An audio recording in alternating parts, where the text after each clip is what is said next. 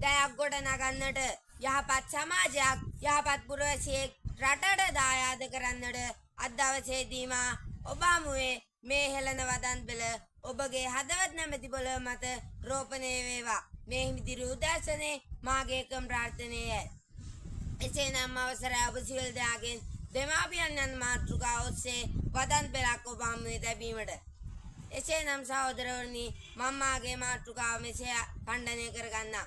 මාගේ පළමුවන ඛණ්ඩනය දෙමාපියන් යන කවුරුන්ද?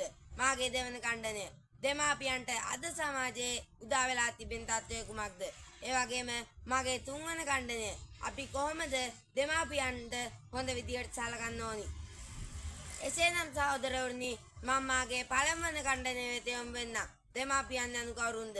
දෙමාපියන් අපිට උදාහරණයේ විදියට ගන්න පුළුවන්.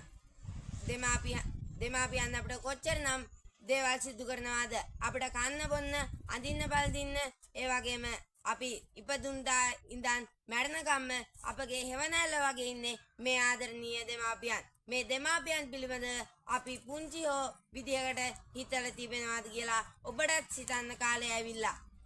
ඒ වගේම තමයි මාගේ දෙවන ඛණ්ඩනය වෙත යොමු වෙන්න. මාගේ දෙවන ඛණ්ඩනය තමයි මේ දෙමාපියන්ට අද සමාජයේ උදා වෙලා තිබෙන තත්ත්වය.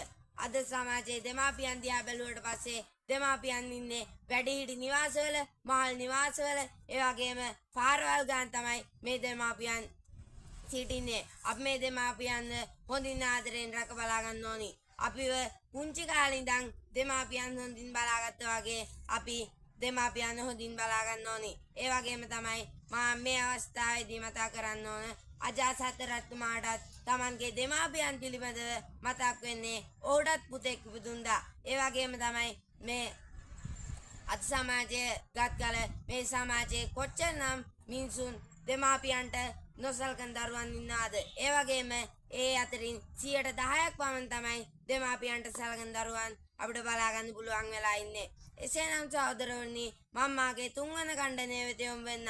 කොහොමද අපි දෙමාපියන්ට සලකන්න ඕනි?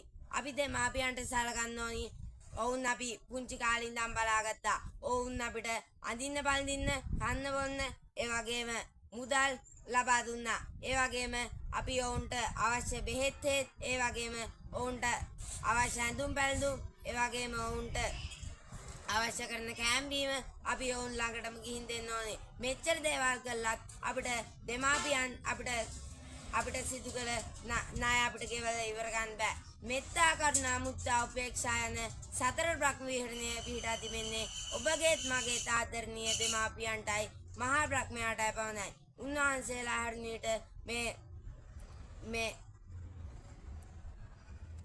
උන්වහන්සේලා මේ සතර බ්‍රහ්ම විහරණය දෙමාපියන්ට තිබෙනවා කියන්නේ දෙමාපියන් අපිට ඒ හා සමාන දෙයක් ඉටු කරන නිසා. ඒ වගේම තමයි මේ දෙමාපියන් පිළිබඳව කොතරම් කතා කරත් මට මෙතන කතා කරලා ඉවර ගන්න බෑ. එසේනම් සහෝදරනි මම මාගේ කාල වේලාව අවසන් වෙලා යන මැත්තේ මේ කාරණාවත් ඔබට මතක් කර දීම මගේ කතාව අවසන් කරන්න.